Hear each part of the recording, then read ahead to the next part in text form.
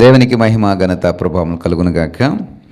అందరూ కూడా మరి కొత్త సంవత్సరపు ఆనందాన్ని పొందుకుంటూ 2026 సంవత్సరాన్ని నేను చూడగలిగాననేటువంటి గొప్ప ఆ ధన్యతను పొందుకొని ఈ 26వ సంవత్సరాన్ని 2026 సంవత్సరాన్ని ప్రారంభిస్తున్నారని నమ్ముచున్నాను. ప్రియ సహోదరుడా, సహోదరి, ఈ 2026 సంవత్సరంలో మరి దేవుని యొక్క మాట ద్వారా మిమ్మల్ని పలకరించాలనుకుంటున్నాను. మరి ఏమిటి మాట అంటే 1 కొరింథీ 9:17 వచనం, నేను ఇష్టపడి చేసిన ఎడల నాకు జీతము దొరుకును అనే మాట. ఈ 2026 సంవత్సరంలో మీరు ప్రతిదీ కూడా ఇష్టపడుతూ చేయండి. ఏ పని చేసినను ఇష్టపడుతూ చేయండి. ఇష్టపూర్వకమైనటువంటి పని తగు జీతాన్ని నీకు ఇస్తుంది. ఏదో ముభావంగా చేయడమో, మొక్కుబడిగా చేయడమో, ఏదో వెళ్ళాలి కాబట్టి వెళ్ళడమో, రావాలి కాబట్టి రావడమో, ఏదో తినాలి కాబట్టి తినడమో, లేదా ఉద్యోగం చేయాలి కాబట్టి ఉద్యోగం చేయడమో అనేటువంటి ఒక నిర్లక్ష్యపు ధారణతో దయచేసి ఏ పని చేయొద్దు. నువ్వు ఏ పని చేసినా కానీ లాభమే కలుగుతుందని లేఖనం చెప్తోంది. నేను చిన్న ఉద్యోగంలో ఉన్నాను, నాకేమిటి, ఏదో వెళ్తున్నానే వస్తున్నానే అనేటువంటిది వద్దు. నువ్వు ఏ పని చేసినా ఆ చిన్న ఉద్యోగమే రేపు నీకు పెద్ద ఉద్యోగం అవుతుందేమో. ఈ చిన్న పనిలో నుంచే దేవుడు నిన్ను అంచెలంచెలుగా ఆశీర్వదించి ఉన్నతమైనటువంటి ఉద్యోగంలో పెడతాడేమో. ఈ చిన్న ఉద్యోగంలో ఉన్నప్పుడు నీ నమ్మకత్వాన్ని చూపించు. ఈ చిన్న ఉద్యోగంలో ఉన్నప్పుడు నీ పనితనం చూపించు. ఈ చిన్న ఉద్యోగంలో ఉన్నప్పుడు నీవు మనసు నిలిపి పనిచేయి. ఈ చిన్న ఉద్యోగంలో ఉన్నప్పుడు నీ యొక్క కాన్సన్ట్రేషన్ అంతా కూడా ఆ పని మీద పెట్టు. ఈ చిన్న ఉద్యోగంలో నీ యొక్క రిజల్ట్, నీ ఫలితాన్ని, నీ యొక్క ఫలమును చూపించడానికి ప్రయాసపడు.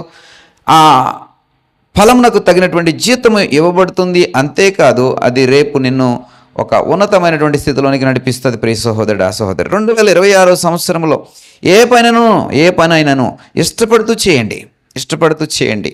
మీ యొక్క గృహాల్లో మరి గృహిణులైతే మరి గృహ నిర్వహణ కూడా ఇష్టపడుతూ చేయండి. ఆ పిల్లల్ని పెంచడము, లేదా వారిని స్కూల్కి పంపించడము, లేకుంటే ఆ గృహ అవసరతలన్నింటిని బట్టి పనిచేయడం, ఇవన్నీ కూడా ఇష్టపూర్వకంగా చేయండి.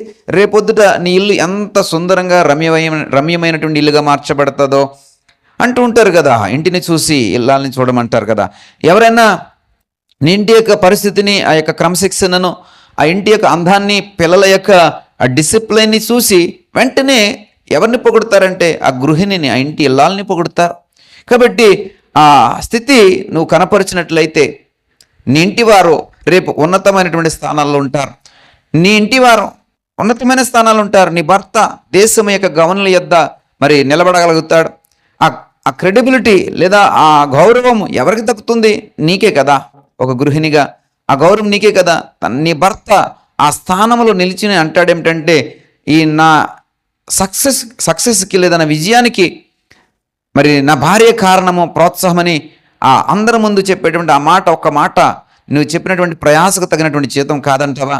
రేపొద్దుట నీ పిల్లలు మరి ఉన్నతమైనటువంటి స్థానాల్లో ఉండి, మంచి మంచి పొజిషన్లో ఉండి, ఈ విజయానికి కారణం ఏమిటని ఎవరన్నా అడిగినా, లేకుంటే తన హృదయంలో దాన్ని దాచుకుని ఎవరితోనే చెప్పవలసిన పరిస్థితి వచ్చినప్పుడు ఆ బిడ్డడు చెప్తాడేమిటంటే, నేను ఈ రోజున ఇలా ఉన్నానంటే నా తల్లి యొక్క ప్రయాస, నా తల్లి యొక్క మరి కష్టం, నా తల్లి నన్ను ఈ విధంగా తీర్చిదిద్దిందనేటువంటి చెప్పేటువంటి ఆ మాట ఉంటుంది చూడు, అది నీవు పడ్డ కష్టానికి జీతం కాదంటావా? కాబట్టి ప్రియ సహోదరి, ఆలోచన చేయి. ఓ ఇంటి యజమానుడా, ఇష్టపడి చేయి. ఏంటి నాకు ఈ చాకరీ ఏమిటి, ఉదయం లేచి పనికి పోవడం ఏమిటి, ఉదయం లేచి ఉద్యోగానికి పోవడం ఏంటి, ఉదయం పోయి వ్యాపారాలకు పోవడం ఏంటి, లేదా పొలం పనులకు పోవడం ఏమిటి, ఇలాగా ఒక నిరుత్సాహకరమైనటువంటి స్థితిలో నువ్వు పని చేయొద్దు. 2026లో అసలు ఇది కనపడడానికి వీలు లేకుండా నువ్వు జాగ్రత్త పడు.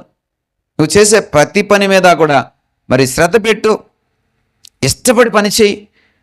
మరి ప్రారంభంలో చెప్పాను కదా, మరి ఎవరైతే ఇష్టపడి పని చేస్తారో వారు మరి చక్కటి ఫలితాన్ని చూస్తారు, చక్కటి జీతాన్ని చూస్తారు. మరి ఈ స్థితి రేపొద్దున మార్చబడుతుంది. దీంట్లో నువ్వు నమ్మకంగా ఉంటే రేపు నువ్వు ఇంకా మరి అనేకమైన వాటి మీద నువ్వు అధికారిగా నియమించబడతావు. చిన్న స్థానంలో నుండి పెద్ద పెద్ద స్థానాలకు ఎదిగిన వారు ఎంతమంది లేరండి? ఈ రోజున నీవు ఏ బిజినెస్ మ్యాన్ తీసుకో, ఇండస్ట్రియలిస్ట్ని తీసుకో, లేకుంటే మరి ఉన్నతమైనటువంటి హోదాలు లేదా ధనవంతులుగా పిలువబడుతున్న వారి యొక్క చరిత్రను దేనైనా తీసుకో, వారు జీరో నుంచి ప్రారంభించిన వారే, తక్కువ స్థితిలో నుంచి ప్రారంభించిన వారే. మరి ఇవన్నీ కూడా నీకు ప్రేరేపణగా ఉండాలనే ఈ మాటలు చెప్తున్నాను ప్రియ సహోదరుడా. కాబట్టి 2026 సంవత్సరము నీకు ఉన్నతంగా ఉండాలి. ఒక తీర్మానం చేసుకో, ఈరోజే ఒక నిర్ణయం తీసుకో. 2026 సంవత్సరంలో నా పనులన్నీ నేను ఇష్టపూర్వకంగా చేస్తాను. అది ఉద్యోగమైన, గృహ నిర్వహణ అయినా, విద్యార్థులైతే చదువు అయితే చదువు, ఉద్యోగ ప్రయత్నాలు ఇష్టపూర్వకంగా ఉద్యోగ ప్రయత్నాలు చేయండి, చక్కటి ఉద్యోగం నీకు దొరుకుతుంది. మరి ఏది చేసినా ఇష్టపూర్వకంగా చేయండి. దేవుని యొక్క పరిచర్య, ఒకవేళ సేవకుల కుటుంబమా, సేవకులారా మీరు ఇష్టపూర్వకంగా చేయండి. నీ సంఘానికి కొద్దిమంది వస్తున్నారా, ఏమీ వరి అవ్వద్దు. దేవుడు ఆ కొద్ది మందినే దీవించి ఆశీర్వదించి నీ సంఘాన్ని బహుగా వృద్ధిపరుస్తాడు. ఆ కొద్ది మందితో నువ్వు నమ్మకంగా పనిచేయి. కొద్దిమంది పరిచర్యతో నమ్మకంగా పనిచేయడం మనము నేర్చుకోవాలి. ఇష్టపూర్వకంగా పనిచేయడం, దాని కొరకు ప్రయాసపడాలి. చిన్న స్థితిలో కూడా దేవుడు నిన్ను ఆశీర్వదిస్తుంటాడు, ఏ కొదవ నీకు చేయడం. కాబట్టి ప్రియ సహోదరుడా, సహోదరి, ఇష్టపడి చేసిన ఎడల నీకు ఖచ్చితంగా జీతం దొరుకుతుంది. ఈ 2026 సంవత్సరంలో అయ్యా ఇప్పటి వరకు ఏదో నిర్లక్ష్యంగానో, అశ్రద్ధగానో, ఏదోలే అన్నటువంటి ఒక భావనతోనో, ఏంటి నా బ్రతుకు అనేటువంటి ఇసురోమంటూ చేయడమో, ఇలాంటి నీరసంతో చేయడమో చేశాను ప్రభా. ఇక్కడి నుంచి అయితే ఇష్టపూర్వకంగా చేస్తాను అయ్యా, తగిన జీతము నేను పొందుకుంటానని ఒక చక్కటి తీర్మానం చేసుకో. దేవుడు నిన్ను ఆశీర్వదించబోతున్నాడు. నీ కొరకు చిన్న ప్రార్థన చేస్తాను. దయగల తండ్రి, కృప కలిగిన దేవా, ఇదిగోనైనా నీ బిడ్డలను జ్ఞాపం చేసుకోండి. ఎవరైతే తీర్మానం చేసుకుంటున్నారో ఈ 2026 సంవత్సరంలో ఏ పనైనాను ఇష్టపడి చేస్తాను అని ఎవరైతే ఒక తీర్మానం చేసుకుంటున్నారో వారికి తగిన జీతం ఇవ్వండి, ప్రోత్సాహాన్ని ఇవ్వండి, ప్రేరేపణ కలగ చేయండి. అయా నిలకడగా ఆయా తీర్మానములు నిలబడటకు సహాయం దయచేయండి. ఆ ధన్యత, ఆ జీతము, ఆశీర్వాదములు వాళ్ళకు కరుగునట్లు సహాయం దయచేయండి. మహిమ, ఘనత, ప్రభావం మీరే పొందుకున్నామని నా ప్రభువును, ప్రియరక్షకుడిని యేసు నామమున బట్టి అడిగి పెట్టుకుంటున్నాం తండ్రి. ఆమేన్.